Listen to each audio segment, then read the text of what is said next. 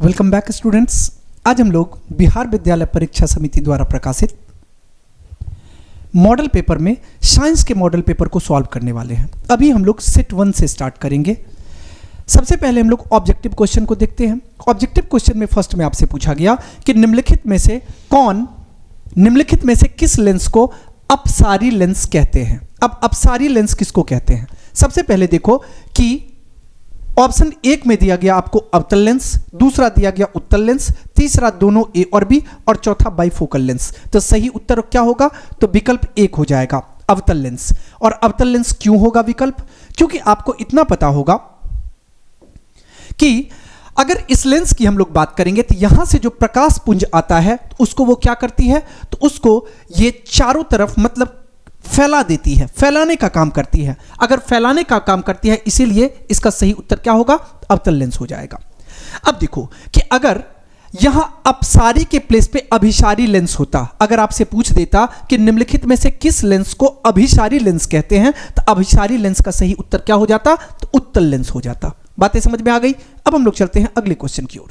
अगला क्वेश्चन में आपसे पूछा गया कि एक प्रिज्म कितने सतहों से घिरा होता है। आपको पता होगा कि अगर हमें एक प्रिज्म की बात करें तो उसमें 3 आयताकार फलक होते हैं और 2 त्रिभुजाकार होते हैं। इसका मतलब 3 और 2 कितना हो गया? 5। तो 5 किस में दिया गया?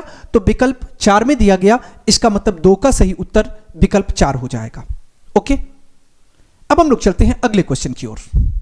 अगला क्वेश्चन में आपसे पूछा गया जूल या कूलम्ब बराबर होता है। ये किसके बराबर होता है? हमें ये पता है कि जूल बट्टा कूलम्ब। यहां पे क्या दिया गया? ये हमें दिया गया जूल और बट्टा कूलम्ब।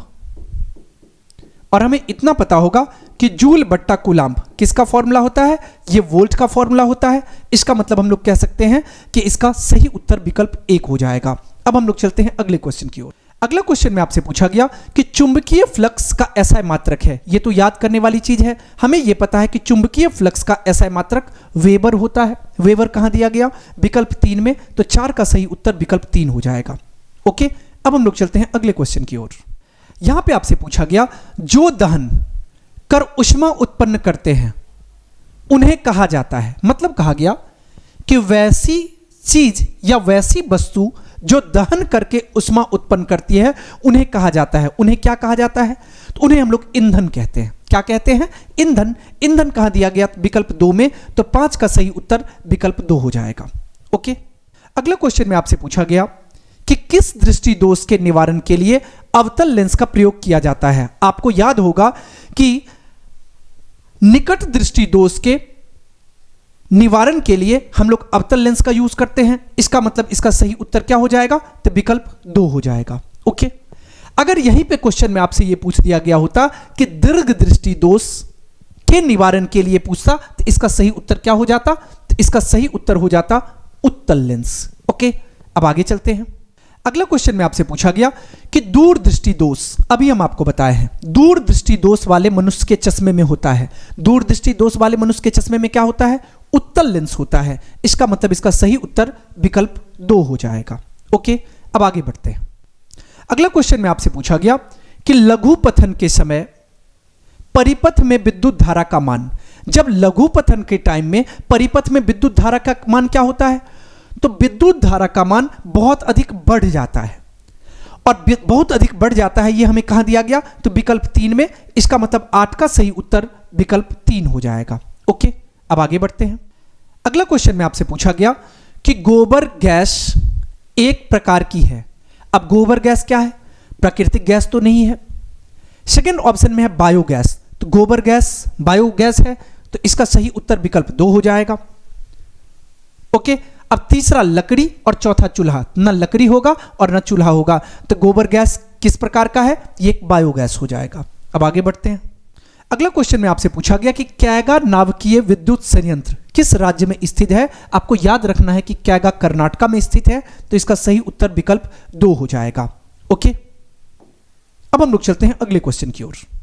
अगला क्वेश्चन में आपसे पूछा गया कि किसी वस्तु का आवर्धित प्रतिबिंब बनता है। तो आवर्धित प्रतिबिंब किस दर्पण से बनता है? समतल दर्पण से बनता है। इसका मतलब हम लोग कह सकते हैं, सॉरी, ये किससे बनता है? अवतल दर्पण से बनता है। तो हम लोग कह सकते हैं कि 11 का सही उत्तर क्या होगा? तो विकल्प 1 हो जाएगा। ओके, अब हम लोग चलते हैं अगले क्वेश्चन की ओर। अगला क्वेश्चन में आपसे पूछा गया कि हजामत बनाने के लिए प्रयोग किया जाता है, और हजामत बनाने के लिए हम लोग कौन से दर्पण का प्रयोग करते हैं? अवतल दर्पण का प्रयोग करते हैं। ये इसका सही उत्तर क्या होगा? विकल्प 2 हो जाएगा। क्यों करते हैं? क्योंकि हमें यह पता है कि इसमें हमें बड़ी बड़ी चीजें दिखाई पड़ती है, इसका मतलब वास्तविक आकार से बड़ी आकार की वस्तुएं दिखाई देती है, इसीलिए हम लोग अवतल दर्पण का प्रयोग करते हैं। अब आगे चलते हैं। यहां पे क्वेश्चन में आपसे पूछा गया कि निकट दृष्टि दोष में किस लेंस का प्रयोग होता है? अब निकट दृष्टि दोष में हम आपको बता चुके हैं कि अवतल लेंस का प्रयोग होता है, इसका मतलब इसका सही उत्तर विकल्प 2 हो जाएगा। अब आगे बढ़ते हैं। अगला क्वेश्चन में आपसे पूछा गया कि लेंस की क्षमता का एसआई मात्रक होता है। हमें पता है कि लेंस की क्षमता का एसआई मात्रक डायोप्टर होता है। डायोप्टर विकल्प 1 में है। 14 का सही उत्तर विकल्प 1 हो जाएगा। ओके, अब हम लोग आगे बढ़ते हैं। अगला क्वेश्चन में आपसे पूछा गया कि प्रकाश के किरणों के समूह को क्या कहते हैं? तो प्रकाश के किरणों के समूह को हम लोग किरण पुंज कहते हैं। ये क्या कहलाएगा? किरण पुंज। इसका मतलब सही उत्तर विकल्प 2 हो जाएगा।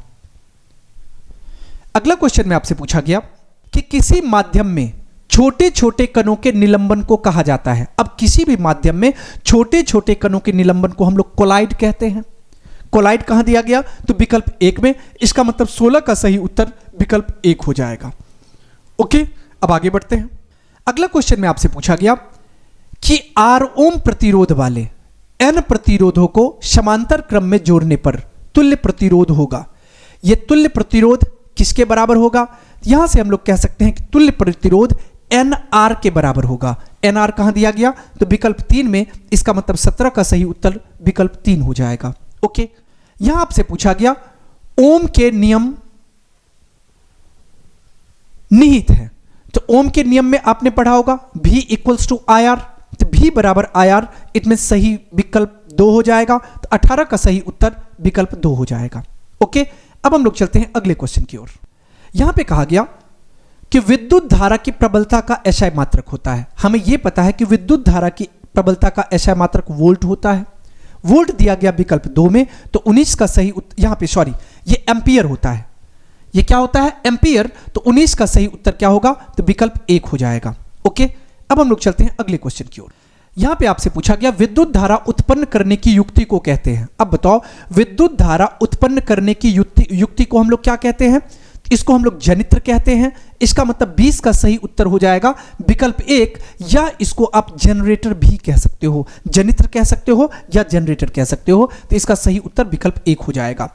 अब अगले क्वेश्चन की ओर बढ़ते हैं। यहां आपसे पूछा गया कि निर्गत किरण एवं अविलंब के बीच के कोण को कहते हैं। इसको क्या कहते हैं हम लोग? तो इसको हम लोग निर्गत कोण कहते हैं। तो ये आ जाएगा इसका सही उत्तर 21 का सही उत्तर विकल्प 3 हो जाएगा। ओके,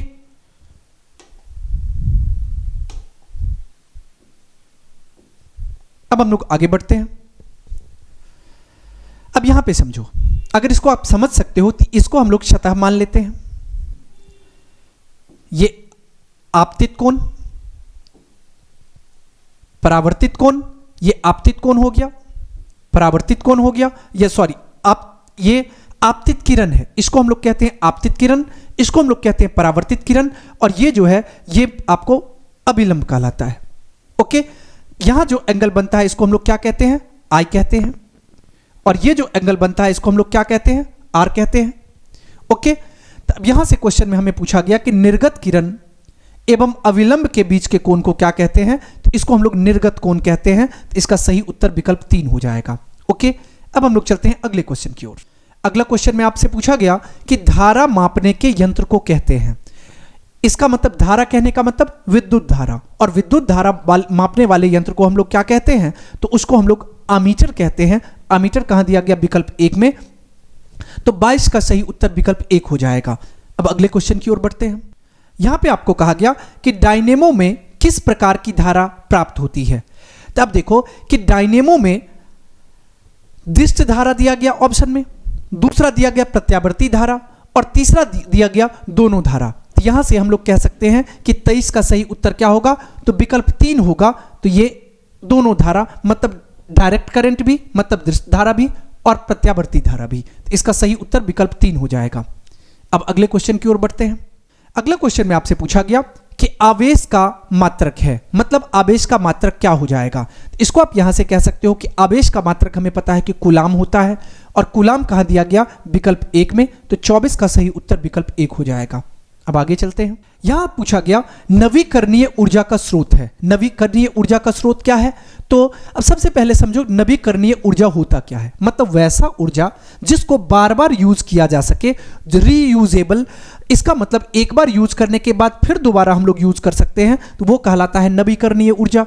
और ये इस कहां दिया गया, तो विकल्प 2 में। इसका मतलब ये किसका एग्जाम्पल हो जाएगा, तो ये आ जाएगा सौर ऊर्जा, क्योंकि सौर ऊर्जा का हम लोग बार बार इस्तेमाल कर सकते हैं। जैसे पहला दिया गया नाभिकीय ऊर्जा। नाभिकीय ऊर्जा का मेनली हम लोग यूरेनियम से नाभिकीय ऊर्जा प्राप्त करते हैं, और यहां पे यूरेनियम का ये भी एक कोई सबस्टांस होता है, तो इसका मतलब ये नहीं होगा। सौर ऊर्जा नवीकरणीय ऊर्जा का स्रोत हो गया। कोयला से प्राप्त ऊर्जा, ये ऊर्जा की भी समाप्ति हो जाएगी। और प्राकृतिक गैस से प्राप्त ऊर्जा, ये भी ऊर्जा लिमिटेड है। इसका मतलब सही उत्तर सौर ऊर्जा हो जाएगा। ओके, अब हम लोग चलते हैं अगले क्वेश्चन की ओर। अगला क्वेश्चन में आपसे पूछा गया कि विद्युत बल्ब के फिलामेंट में किस तत्व का उपयोग होता है। तो विद्युत बल्ब के फिलामेंट में हम लोग टंगस्टन का इस्तेमाल करते हैं। टंगस्टन कहां दिया गया, तो 1 में। इसका मतलब 26 का सही उत्तर विकल्प 1 हो जाएगा। ओके, अब हम लोग आगे बढ़ते हैं। अगला क्वेश्चन में आपसे पूछा गया कि अभिनेत्र लेंस फोकस दूरी में परिवर्तित किया जाता है, किसके द्वारा परिवर्तित किया जाता है। ये पक्ष, इसका मतलब 27 का सही उत्तर क्या होगा, तो विकल्प 3 हो जाएगा। ओके, अब हम लोग चलते हैं अगले क्वेश्चन की ओर। अगला क्वेश्चन में आपसे पूछा गया अवक्षेपण अभिक्रिया से किस प्रकार का लवण प्राप्त होता है। अब अवक्षेपण अभिक्रिया अगर होगा तो वहां से कौन सा लवण प्राप्त होगा। तो यहां से पहला दिया गया विलेय, दूसरा दिया गया अविलेय। तो अवक्षेपण अभिक्रिया जब भी कभी होगा तो हमें अविलेय लवण प्राप्त होगा। इसका मतलब सही उत्तर विकल्प 2 हो जाएगा। ओके, अगला क्वेश्चन में आपसे पूछा गया बेकिंग सोडा का रासायनिक नाम है। इसका मतलब बेकिंग सोडा का रासायनिक नाम क्या है। आपको पता है कि सोडियम हाइड्रोजन कार्बोनेट को ही बेकिंग सोडा कहा जाता है। तो ये इसका सही उत्तर विकल्प 2 हो जाएगा। ओके, अब चलते हैं हम लोग अगले क्वेश्चन की ओर। अगला क्वेश्चन में आपसे पूछा गया कि अयस्क से धातु का निष्कर्षण तथा उसका परिष्करण कर उपयोगी बनाने के प्रक्रम को क्या कहते हैं। यह प्रक्रिया क्या कहलाती है, तो इसको हम लोग धातु क्रम कहते हैं। धातु क्रम कहां दिया गया, तो विकल्प 2 में। इसका मतलब 30 का सही उत्तर विकल्प 2 हो जाएगा। यहां आपसे पूछा गया कि शाक सब्जियों का विघटित होकर कंपोस्ट बनना किस अभिक्रिया का उदाहरण है। पहला दिया गया ऊष्माशोषी, दूसरा दिया गया ऊष्माक्षेपी। तो ये सही आंसर क्या हो जाएगा, ऊष्माक्षेपी अभिक्रिया हो जाएगा। इसका मतलब इस अभिक्रिया करने पे क्या होता है, ऊष्मा निकलता है, ऊष्मा उत्सर्जित होता है। ये ऊष्माक्षेपी अभिक्रिया हो गया। ओके, अब आगे चलते हैं। अगला क्वेश्चन में आपसे पूछा गया कि निम्नलिखित में से कौन सा उत्पाद लेड नाइट्रेट को गर्म करने पर प्राप्त होता है। मतलब सिंपल शब्दों में ये समझो कि अगर हम लोग लेड नाइट्रेट को गर्म करते हैं तो हमें कौन सा पदार्थ प्राप्त होगा। तो हम लोग यहां से कह सकते हैं कि NO2 और O2 दोनों प्राप्त होता है। तो किसमें दिया गया, NO2 और O2, ये हमें दिया गया विकल्प 4 में। इसका मतलब 32 का सही उत्तर विकल्प 4 हो जाएगा। ओके, अब हम लोग चलते हैं अगले क्वेश्चन की ओर। अगला क्वेश्चन में ये पूछा गया कि निम्नलिखित में से कौन सही है। अब चेक कर लो बारी बारी से। यहां पे देखो कि Na2 इंटू CO3, Na2CO3 और इंटू 5H2, ये नहीं होगा। क्या आएगा, Na2CO3 और 10H2O, ये बिल्कुल सही है। इसका मतलब हम लोग कह सकते हैं कि 33 का सही उत्तर विकल्प 2 हो जाएगा। ओके, अब हम लोग चलते हैं अगले क्वेश्चन की ओर। अगला क्वेश्चन में आपसे यह पूछा गया कि निम्नलिखित में से कौन विभाजित यौगिक है। अब देखो, चूना पत्थर विभाजित यौगिक नहीं है, खरिया ये भी विभाजित यौगिक नहीं है, संगमरमर ये भी विभाजित यौगिक नहीं है। कौन सा विभाजित यौगिक है, तो प्लास्टर ऑफ पेरिस ये एक विभाजित यौगिक है। इसका मतलब हम लोग कह सकते हैं कि 34 का सही उत्तर विकल्प 4 हो जाएगा। ओके, अब हम लोग चलते हैं अगले क्वेश्चन की ओर। अगला क्वेश्चन में आपसे पूछा गया कि निम्नांकित में किस धातु को कैरोसिन में डुबाकर रखते हैं। किसको कैरोसिन में डुबा के रखते हैं? सोडियम को कैरोसिन में डुबा कर रखते हैं। क्यों डुबा करके रखते हैं? क्योंकि आपको पता है कि अगर सोडियम को खुला छोड़ दिया जाए तो वो ऑक्सीजन से रिएक्शन करने के बाद वहां पे क्या होता है? आग लगा लेता है। इसका मतलब आग लग जाने के कारण ही इस सोडियम को हम लोग क्या करते हैं? कैरोसिन में डुबा करके रखते हैं। ओके, अब हम लोग चलते हैं अगले क्वेश्चन की ओर। अगले क्वेश्चन में आपसे पूछा गया कि सोडियम क्लोराइड के जलीय विलयन से विद्युत धारा प्रवाहित करने पर यह वियोजित होकर सोडियम हाइड्रोक्साइड बनाता है। इस प्रक्रिया को कहते हैं, इसका मतलब यह प्रक्रिया क्या कहलाता है? इस प्रक्रिया को हम लोग क्या कहते हैं? कलोर क्षार अभिक्रिया कहते हैं। तो इसका मतलब इसका सही उत्तर क्या होगा? तो विकल्प 1 हो जाएगा। ओके, अब हम लोग चलते हैं अगले क्वेश्चन की ओर। अगला क्वेश्चन में यहां से पूछा गया कि कौन सा अधातु कमरे के तापमान पर द्रव होता है? अधातु की बातें हो रही है। अगर धातु की बातें होती तो ये पारा हो जाता, लेकिन बातें अधातु की है और कहा गया कि अधातु कमरे के तापमान पर द्रव होता है, ये ब्रोमीन होता है। इसका मतलब 37 का सही उत्तर विकल्प 1 हो जाएगा। ओके, अब हम लोग चलते हैं अगले क्वेश्चन की ओर। अगला क्वेश्चन में आपसे पूछा गया कि सीसा और टीन की मिश्र धातु को कहते हैं, अर्थात सीसा और टीन के मिश्र धातु को क्या कहते हैं? तो उसको हम लोग शोल्डर कहते हैं। तो 38 का सही उत्तर विकल्प 1 हो जाएगा। ओके, अब अगले क्वेश्चन की ओर चलते हैं। यहां पे आपसे क्वेश्चन में पूछा गया कि निम्नलिखित में से किसे चाकू से काटा जा सकता है? फर्स्ट, सेकंड है कैल्शियम, थर्ड है कॉपर और फोर्थ है आयरन। किसको चाकू से काटा जा सकता है? लिथियम को हम लोग चाकू से काट सकते हैं। इसका मतलब इसका सही उत्तर विकल्प 1 हो जाएगा। ओके, अब हम लोग चलते हैं अगले क्वेश्चन की ओर। अगला क्वेश्चन में आपसे पूछा गया कि दो आबंध मौजूद हैं जिनमें, अब इथिलीन की अगर हम बात करें तो यहां पे कार्बन और कार्बन के बीच 2 आबंध मौजूद है। तो उसमें आपसे यह पूछा गया कि वो किस तरह के आबंध हैं। यहां से देखो कि उसमें क्या होगा? 1 सिग्मा और 1 पाई आबंध होगा। किसमें है 1 सिग्मा 1 पाई? ये हमें दिया गया विकल्प 1 में। तो 40 का सही उत्तर विकल्प 1 हो जाएगा। ओके, अब हम लोग चलते हैं अगले क्वेश्चन की ओर। अगला क्वेश्चन में आपसे पूछा गया कि आबंध है में कितने सहसंयोजक आबंध की अगर बात करें तो ये कितना आ जाएगा? ये आपको आ जाएगा 7। इसका मतलब 41 का सही उत्तर विकल्प डी हो जाएगा। अगर हम इथेन की बात करें तो इसका फॉर्मूला आपको पता है कि एल्केन, एल्कीन, एल्काइन होता है। एल्केन का फॉर्मूला क्या होता है? CN H2N और +2। ये रहा एल्केन का फॉर्मूला। एल्केन, दूसरा एल्कीन, एल्कीन इसका फॉर्मूला क्या होता है? CN H2N, एल्कीन हो गया। और तीसरा एल्काइन। अगर हम एल्काइन की बात करें तो इसका फॉर्मूला क्या होता है? CN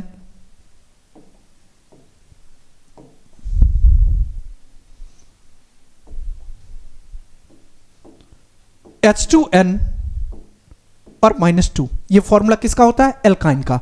अब क्या कहा गया? इथेन, मीथेन मतलब 1। अगर n बराबर 2 रखेंगे तो ये क्या बन जाएगा? ये बन जाएगा इथेन। यहां से आप कह सकते हो CN कहने का मतलब C2, H 2 × 2 और +2। इसको कितना लिख सकते हो? C2 और H 2 दूना 4 और 2 कितना आ गया? 6 आ गया। अब C2 यहां पे 2 कार्बन हो गया और H कितना है? 6 है। यहां से देखो 1 2 3 H 1 2 3, यहां पे भी H, यहां पे भी H और यहां पे भी H, यहां पे भी H, यहां पे भी H, यहां पे भी H है। आपको यह पता है कि जब कार्बन का 4 बॉन्ड बनेगा तभी वो स्टेबल होगा। यहां पे और हाइड्रोजन का 1 बॉन्ड, अब देखो हाइड्रोजन का भी 1 बॉन्ड हो गया और कार्बन का भी 4 बॉन्ड आ गया। क्वेश्चन में पूछा गया कि सहसंयोजक आबंध है। सहसंयोजक आबंध कितना आ गया? 1 2 3 4 5 6 7। यहां पे देखो 7 आबंध आ गया। इसका मतलब इसका सही उत्तर क्या होगा? तो विकल्प डी हो जाएगा। ओके, अगला क्वेश्चन में आपसे पूछा गया कि CnH2n+2 किसका रासायनिक सामान्य सूत्र है। तो हमको पता है कि ये एल्केन का सामान्य सूत्र है। तो एल्केन कहां दिया गया, तो विकल्प 3 में। तो 42 का सही उत्तर विकल्प 3 हो जाएगा। ओके, और यहां से समझ लो आपको दूसरा क्वेश्चन ये पूछा जा सकता है कि जैसे आपसे एल्केन का पूछ लिया, इसके बाद एल्कीन का पूछा जा सकता है। अगर हम एल्केन की बात करें तो यहां पे हम आपको बता चुके हैं कि एल्कीन का ये फॉर्मूला होगा और एल्काइन का ये फॉर्मूला हो जाएगा। तो आपको तीनों फॉर्मूला याद रखना है, कोई एक पूछा जा सकता है। अगला क्वेश्चन में आपसे पूछा गया नीला थोथा, जिसको हम लोग तृतीया भी कहते हैं, का रासायनिक सूत्र क्या है। अब यहां से आपको याद रखना होगा कि नीला थोथा का रासायनिक सूत्र होता है CuSO4 5H2O। कहां पे दिया गया, तो CuSO4 और 5H2O ये हमें विकल्प 2 में दिख रहा है। इसका मतलब 43 का सही उत्तर विकल्प 2 हो जाएगा। ओके, अब अगले क्वेश्चन की ओर बढ़ते हैं।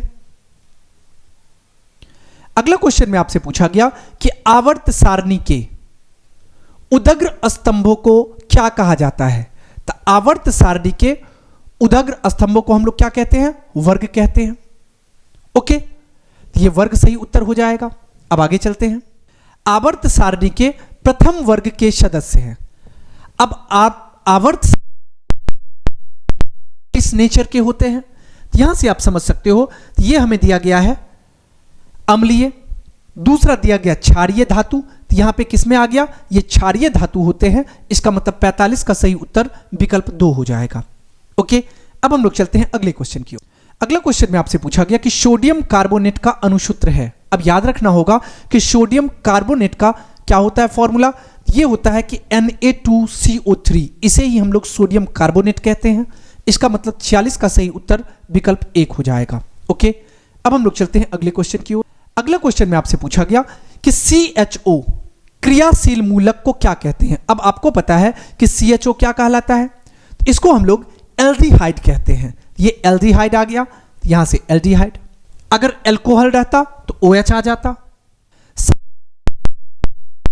तो कौन सा है, अब सबसे कठोरतम तत्व की अगर बात करें तो पहला दिया गया आपको पत्थर, दूसरा दिया गया आपको हीरा। ये हीरा को सबसे कठोरतम माना गया है। इसका मतलब इसका सही उत्तर विकल्प 2 हो जाएगा। इसके बाद क्वेश्चन में आपसे पूछा गया कि अक्रिय तत्व कौन सा है। अब अक्रिय तत्व का कहने का मतलब हुआ वैसा तत्व जो किसी और के साथ अभिक्रिया ना करे। इसका मतलब जो पूरी तरीके से स्टेबल हो जाए। अब यहां पे देखो कि किस में आपको देख रहा है। फर्स्ट अगर हम लोग देखते हैं कार्बन दिया गया, दूसरा की बात करें तो ये हीलियम दिया गया। अब हीलियम आ गया और हीलियम क्या आ गया, अक्रिय तत्व आ गया। अब बोलोगे सर अक्रिय तत्व होता क्या है। हीलियम, नियॉन, आर्गन, क्रिप्टन, जेनन और रेडन, ये टोटल 6 ऐसे होते हैं जिसको हम लोग कहते हैं अक्रिय तत्व। तो हीलियम इसका सही एग्जाम्पल हो गया। अब आगे चलते हैं। अगला क्वेश्चन में आपसे पूछा गया कि आधुनिक आवर्त सारणी में तत्वों के वर्गीकरण का आधार है। मतलब कहा गया आपसे कि आधुनिक आवर्त सारणी जो है उसमें तत्वों को किस आधार पे वर्गीकरण किया गया है। हम लोग कह सकते हैं कि उसमें परमाणु संख्या के आधार पे वर्गीकृत किया गया है। तो इसका सही उत्तर क्या होगा, तो विकल्प 4 हो जाएगा। ओके, अब हम लोग चलते हैं अगले क्वेश्चन की ओर। अगला क्वेश्चन में आपसे पूछा गया हीलियम कैसा तत्व है।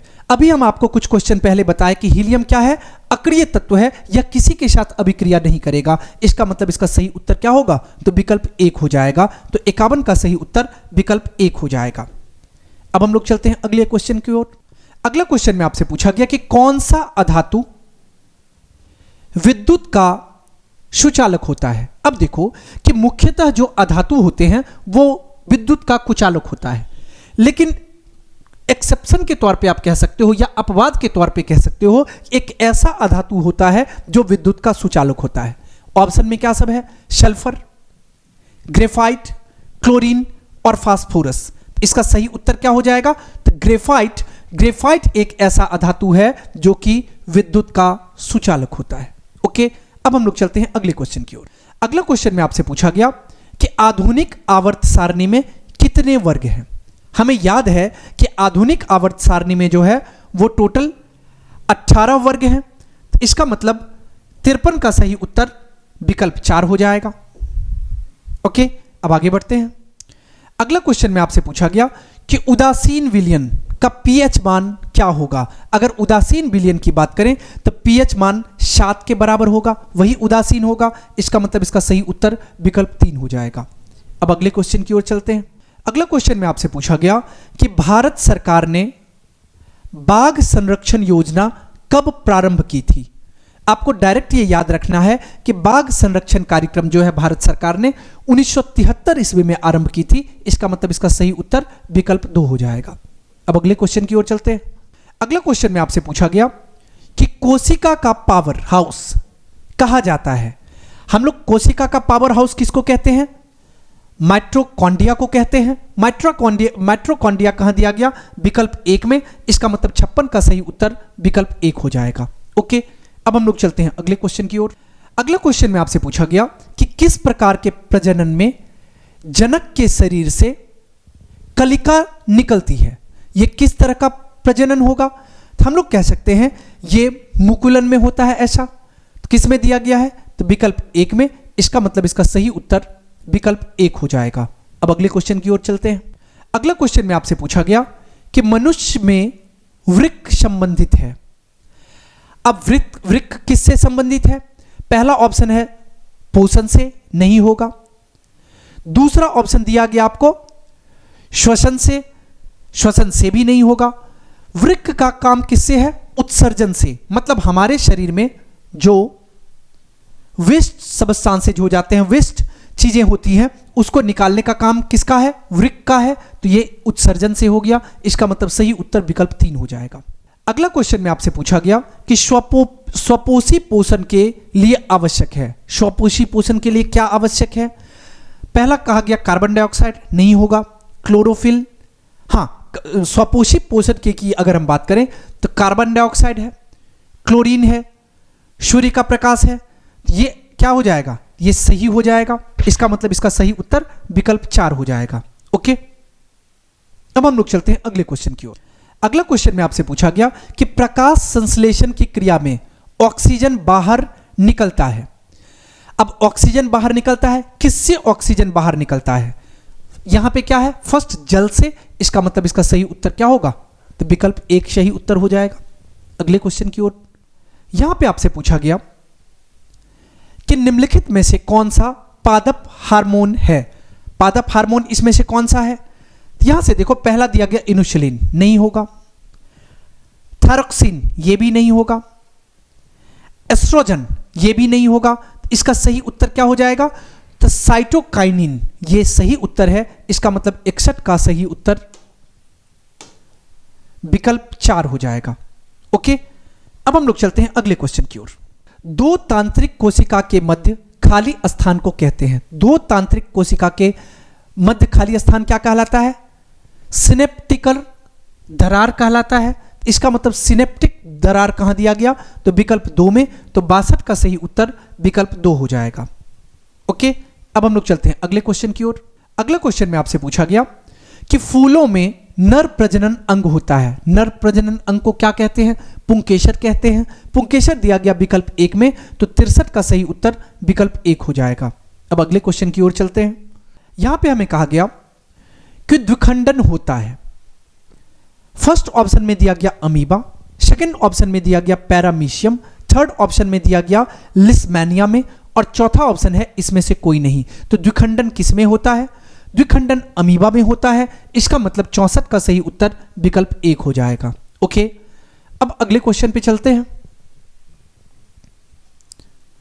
यहां पे दिया गया कि मनुष्य के आहार नाल में अवशेषी अंग हैं।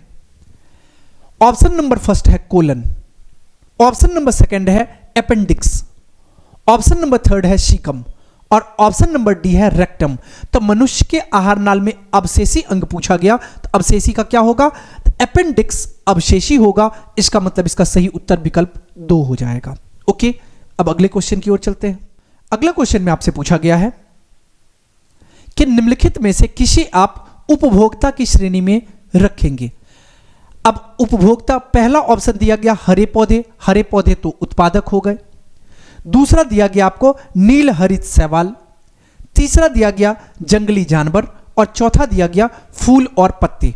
तो इसका सही उत्तर क्या होगा? तो जंगली जानवर। जंगली जानवर क्या है? उपभोक्ता है। ओके, और बाकी जो भी आपको यहां पे दिखाई दे रहे हैं, हरे पौधे या नील हरित शैवाल या फूल और पत्ते, ये सभी के सभी उत्पादक हैं। ओके, अब अगले क्वेश्चन की ओर चलते हैं। अगला क्वेश्चन में आपसे पूछा गया कि निम्नलिखित में से कौन एक जैविक प्रक्रम द्वारा अपघटित होने वाला पदार्थ है? अब जैविक प्रक्रम द्वारा अपघटित होने वाला पदार्थ क्या है? ये आपको सूखे घास पत्ते, तो विकल्प एक, इसका मतलब 67 का सही उत्तर विकल्प एक हो जाएगा। ओके, अब आगे चलते हैं। क्योंकि देखो, अगर इसके और विकल्प पे हम बात करते हैं तो जैविक प्रक्रम द्वारा अपघटित, इसका मतलब सिंपल समझो, सर गल के जो अपघटित हो जाए या फिर से चक्र में आकर के मिल जाए, तो ये कहलाता है अपघटित होना, जैविक प्रक्रम द्वारा अपघटित होना। सेकंड है पॉलीथीन गैस, ये भी नहीं होगा। रबर, ये भी नहीं होगा। प्लास्टिक की बोतलें, ये भी जैविक प्रक्रम द्वारा नहीं होगा। इसका मतलब सही उत्तर सूखे घास पत्ते हो जाएंगे। अगला क्वेश्चन में आपसे पूछा गया कि मुकुलन द्वारा अलैंगिक जनन होता है। अब मुकुलन द्वारा अलैंगिक जनन किस में होता है? हाइड्रा में होता है।